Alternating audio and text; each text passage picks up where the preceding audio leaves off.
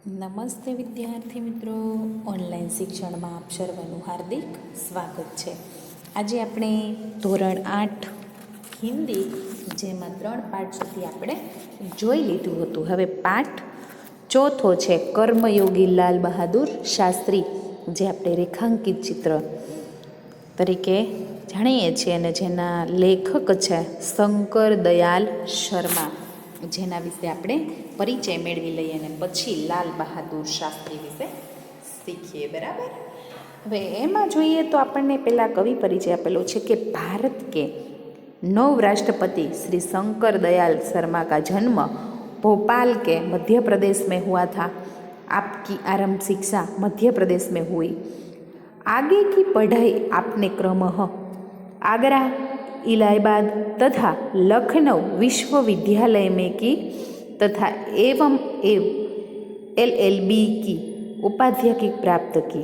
बाद में कैम्ब्रिज विश्वविद्यालय में PhD की उपाधि अजीत की और वहीं पर एक वर्ष तक प्रवक्ता रहे. हवे तत्पश्चात भारत लौटकर आप राजधानी में सक्रिय हुए और विद्यालय और संवाद सांसद के रूप में आरंभ हुए. आपकी राजनीतिक यात्रा राज्यपाल, उपराष्ट्रपति और राष्ट्रपति के सर्वोपरि पद पर जाकर समाप्त हुई. हिंदी और अंग्रेजी दोनों भाषाओं में आपने अनेक पुस्तकें लिखे गए हैं. हमें जिनमें कुछ इस प्रकार है कि देशमणि, हमारे पथ प्रदर्शक, प्रतिष्ठित भारतीय तथा हमारे चिंतक की मूलधारी. હવે જોઈએ તો કે कर्मयोगी लाल बहादुर शास्त्री, જે रेखांकित चित्र में लेखक ने शास्त्री की व्यक्तित्व का विश्लेषण करते हुए यह निष्कर्ष प्रस्तुत किए हैं. हवे अपनी कर्मठता के गुण के कारण लाल बहादुर शास्त्री एक अति सामान्य परिवार के उठकर देश के प्रधानमंत्री पद पर पहुँचे हैं. जो अपना सૌપ્રથમ प्रधानमंत्री कौन था? लाल बहादुर शास्त्री था.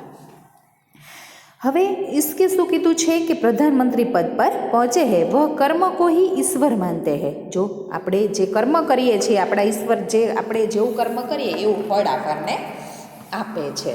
तो कर्म के प्रति अटल आस्था एवं संपूर्ण समर्पण उनके जीवन विकास का मूलधार था. इस इकाई में समाविष्ट मूल्य, समर्पण भावना, कर्तव्य निष्ठा और कर्मता की सेवा के बारे में कहा जाए. तो सौ प्रथम આપણે જોઈએ તો એનું ભાષાંતર આપણે જોઈ લઈએ. તો સૌ પ્રથમ ભાષાંતર તરફ જોઈએ તો આપણને આપેલું છે કે लाल बहादुर शास्त्री विषय. तो शास्त्री जी के नाम के साथ कर्मयोगी विशेषण जोड़ना बिल्कुल उपयुक्त है. जो કે મહાન કર્મયોगी એવા लाल बहादुर शास्त्री महान कर्मयोगी હતા. क्योंकि मुझे तो उसका सारा जीवन ही कर्म से भरा हुआ मालूम पड़ता है. તેમનું ભાગ્ય એમના ભરોસા પર બેસી રહેનાર માણસ એ ન હતા. शास्त्री जी का सामान्य परिवार से ऊपर उठकर देश के प्रधानमंत्री के जिस महत्वपूर्ण पद तक पहुँचे उसका रहस्य उनके कर्मयोगी होने में ही छिपा हुआ है. वह उन लोगों में भी नहीं थे. શું કીધું કે શાસ્ત્રીજી સામાન્ય પરિવાર ઉપર હતા, પરંતુ દેશના પ્રધાનમંત્રીને જે મહત્વનું પદ આપ્યું ત્યારે એમનું રહસ્ય એક કર્મ કરવાનું જ હતું, એ એનામાં છુપાયેલું હતું. જે ઉનકે લોકો ભી નહીં થે, જે બીજા લોકોમાં ન હોય. જો ભાગ્ય પર ભરોસા કરતા है करके बैठ रहते हैं और उसका अचानक कभी सफलता नहीं मिल जाती सकती है. કે જે ભાગ્ય ઉપર જ ભરોસો રાખીને બેસી રહે છે એ માણસ ક્યારેય આગળ આવતો નથી. હવે આગળ કીધું છે આપણને કે અચાનક કભી સફળતા મિલ જાતી है. बल्कि वे उन लोगों में से थे कि जिनको अपनी हथेली की लकीरों के बजाय अपने चिंतन और कर्म की शक्ति पर अधिक भरोसा होता है और वे क्रमशः अपने जीवन का रास्ता बताते हुए आगे बढ़ते हैं. હવે શાસ્ત્રી जी के लिए कर्म ही ईश्वर था और इसके प्रति बिना किसी फल की आशा किए संपूर्ण भाव के समर्पित रहते थे। यहाँ तक कि जब भी उन्हें फल की प्राप्ति के अवसर मिले तब भी उन्होंने उस और हमेशा उपस्थित दृष्टि की ही रखी। उनका जीवन सरदर्शन गीता के निष्ठा कर्मयोगी का प्रतिरूप था। इसलिए मैं समझता हूँ कि उन्हें केवल कर्मयोगी के बजाय निष्काम कर्मयोगी कहना कहीं अधिक उपयुक्त होगा। जो શું કીધું છે તેને કે શાસ્ત્રી લાલ બહાદુર શાસ્ત્રી જે મહાન કર્મયોગી હતા અને તેમને ભાગ્યને ભરોસે બેસી રહેનાર માણસ એ ન હતા કે તેઓ કર્મ જ ઈશ્વર માનતા હતા, કે જે કર્મ કરીએ છીએ તે આપણને ઈશ્વર જ કરાવશે એવું માનતા હતા અને તે ફળની આશા રાખ્યા વિના કર્મ પ્રત્યે પૂર્ણરૂપે સમર્પિત થતા હતા. તેમનામાં ગીતાના નિષ્કામ કર્મયોગી લક્ષણો જોવા મળે છે, જેની વાત અહીં કરી છે કે જેમને હવે મુખ્ય 3 બાબતો એમનામાં આપણે જોઈએ. જો આપણને આપેલું છે ને કે 3 બાબતે, તો કે એમનામાં 3 બાબતો હતી. શાસ્ત્રીજી ચરિત્ર અને જીવન દર્શનમાં 3 બાબતો મુખ્ય હતી કે જે પહેલી બાબત છે કે પોતાના ઉદ્દેશ્ય પ્રત્યે દ્રઢ શ્રદ્ધા રાખવી, અને બીજું કે તે ઉદ્દેશ્યને પ્રાપ્ત કરવા માટે કર્મનું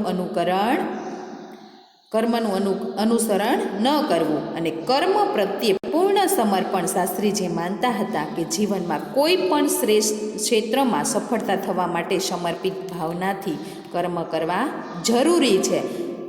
કર્મ પ્રત્યે મનની ભક્તિ હોવી જરૂરી છે.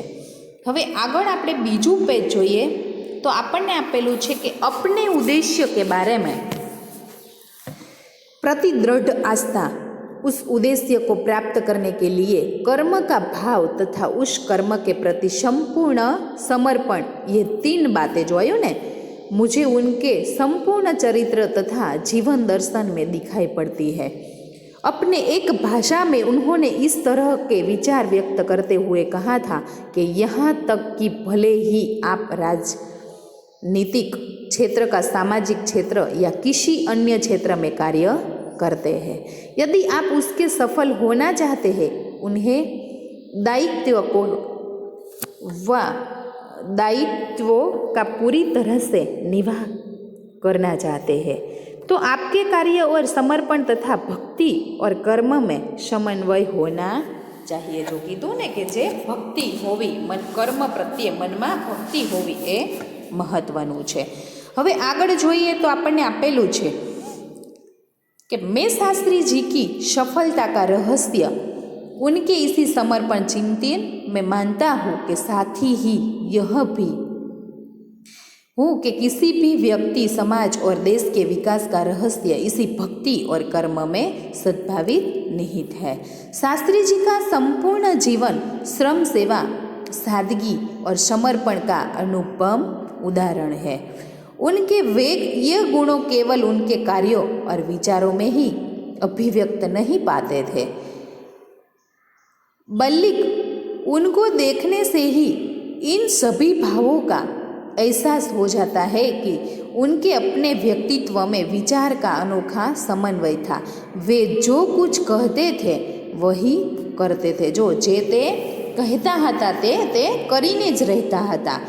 जो कुछ भी करते थे वह एकमात्र राष्ट्रभाव की भावना से प्रेरित होकर करते थे. जो सांभळ्युं ने कि राष्ट्रभावनानी भावना राखी अने करता हता कि मुझे लगता है कि यह उन्हें चरित्र की एक बहुत बड़ी विशेषता थी कि जिसके कारण देशवासी उन पर इतना अधिक विश्वास करते थे और उन्हें चाहते भी थे.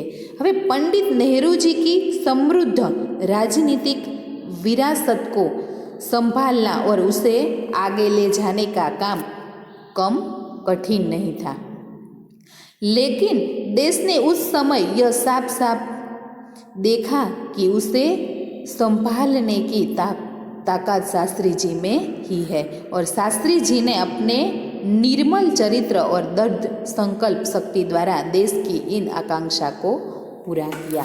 जो तेमने શું કીધું કે શાસ્ત્રીજીની વિશેષતા કઈ હતી કે શાસ્ત્રીજી જે કાંઈ કહેતા તે કરીને જ રહેતા હતા. તેઓ જે કાંઈ કરતા તે રાષ્ટ્રના હિત માટે જ કરતા અને તેઓ વિશિષ્ટ વ્યક્તિ હોવા છતાં જીવનભર સામાન્ય વ્યક્તિ બનીને જ રહ્યા છે. અને વિનમ્રતા અને સાદાઈ અને સરળતા તેમના વ્યક્તિત્વમાં ઓતપ્રોત થઈ ગયા હતા અને તેમણે સમસ્ત જીવન મહાત્મા ગાંધી અને ડૉક્ટર ભગવાનદાસના આદર્શો અનુસાર વિતાવ્યું હતું. હવે વિનમ્ર લોકોમાં જ સંસારના વારસદાર બનશે અને બાઇબલની આ યુક્તિ તેમને અક્ષરશ લાગુ પડે છે. અને તેઓ પોતાની કદી સાહસક માનતા ન હતા અને જનતાના સેવક જ માનતા હતા. તે जनता सेवक मानता है. ने लोक मंडली જોઈએ तो शास्त्री जी की एक सबसे बड़ी विशेषता यह भी कि वह एक सामान्य परिवार में पैदा हुआ थे. सामान्य परिवार में ही उसकी परिवरिश हुए और जब वे देश के प्रधानमंत्री जैसे महत्वपूर्ण पद पर पहुँचे तब तक भी वह सामान्य ही बने रहे. हवे विनम्रता, सादगी और सरलता उनके व्यक्ति में एक विशिष्ट प्रकार का आकर्षण पैदा करते हैं. इस दृष्टि से शास्त्री जी का व्यक्तित्व बापू के अधिक करीब था और कहना ન હોગા. જો ત્યાં સુધી આપણે રાખીએ કે શાસ્ત્રીજી એની લાલ બહાદુર શાસ્ત્રીની આપણે વાત કરીએ તો કે જે લોકસેવા મંડળમાં શાસ્ત્રીજી ઈસવીસન 1926માં લોકસેવા મંડળીનો સભ્ય બન્યા હતા અને જીવનભર તેને સભ્ય રહ્યા. અને આ સંસ્થા દ્વારા જ તેમણે અછૂતો દ્વારાના કાર્યક્રમ ચાલુ કર્યો. અને જેલ યાત્રામાં તેઓ શાસ્ત્રીજી ઈસવીસન 1930માં મીઠાનો કાયદો તોડવાને કારણે જેલમાં ગયા અને ઈસવીસન 1942 સુધીમાં તેઓ કુલ 7 વખત જેલમાં જઈ આવ્યા હતા. હવે એના અનુભવ કહીએ તો કે 1935માં તેઓ સંયુક્ત પ્રાંતિકીય કોંગ્રેસ સમિતિના સચિવ બન્યા હતા અને તેઓ 1936માં તેમને ખેડૂતોની પરિસ્થિતિનો અભ્યાસ કરનારી સમિતિના અધ્યક્ષ બનાવવામાં આવ્યા હતા. અને તેનો જે રિપોર્ટ તેમણે રજૂ કર્યો હતો તેમાં જમીનદારી પ્રથાનો અંત કરવા પર વિશેષ ભાર મૂકવામાં આવ્યો હતો. હવે તેઓ 6 વર્ષ સુધી અલ્હાબાદની નગરપાલિકા સાથે પણ સંકળાયેલા રહ્યા અને આમ તેઓ જુદા જુદા પદ પર રહીને કાર્ય કરતી વખતે તેમણે ગ્રામીણ અને શહેરી જનતાને જુદી જુદી સમસ્યાઓથી માહિતગાર થવાનો અવસર મેળવ્યો હતો. હવે 1937માં તેમને સંયુક્ત પ્રાંતિની વ્યવસ્થાપનાની સભા માટે ચૂંટવામાં આવ્યા અને તેઓ એ રીતે તેમના સંસદીય જીવનની શરૂઆત થઈ. હવે સ્વતંત્રતા પછી તેમણે શું કર્યું તો કે દેશના સ્વતંત્રતા મળ્યા પછી તેઓ ઉત્તર પ્રદેશ અને કેન્દ્ર સરકારના જુદા જુદા પદ પર રહ્યા અને કેન્દ્ર મંત્રી તરીકે તેમણે પરિવહન અને સંચાર, વાણિજ્ય, ઉદ્યોગ અને ગૃહ મંત્રાલયની જવાબદારી સંભાળી. હવે દરેક પદ પર રહીને તેમણે પોતાના શાસકીય ક્ષમતાને પરિચય આપ્યો અને તેમનો દ્રષ્ટિકોણ અત્યંત વ્યવહારિક રહેતો રહ્યો. હવે 19 માસ સુધી પ્રધાનમંત્રીના પદ પર રહીને તેમણે ઉલ્લેખનીય સફળતા અને લોકપ્રિયતા પ્રાપ્ત કરી. પછી તેમણે સંદેશ આપ્યો કે શાસ્ત્રીજી કહેતા કે તમારું કર્મ ક્ષેત્ર ગમે તે હોય, સૌથી પહેલાં તમે દેશના નાગરિક છો. એ પ્રશ્ન પહેલાં થવો જોઈએ આપણને કે તમે દેશના નાગરિક છો.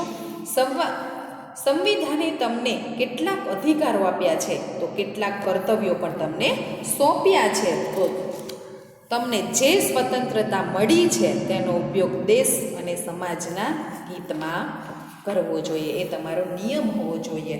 આ શાસ્ત્રીજી કહેતા લાલ બહાદુર શાસ્ત્રી પોતે દેશ માટે ઘણું બધું કર્યું છે, જેની માહિતી આપણને આ પાઠમાં આપવામાં આવી છે. આગળનો પાઠ આપણે આગળ શીખીશું. અહીંયા આપણે પૂરું કરીએ છીએ. જય હિન્દ, વંદે માતરમ.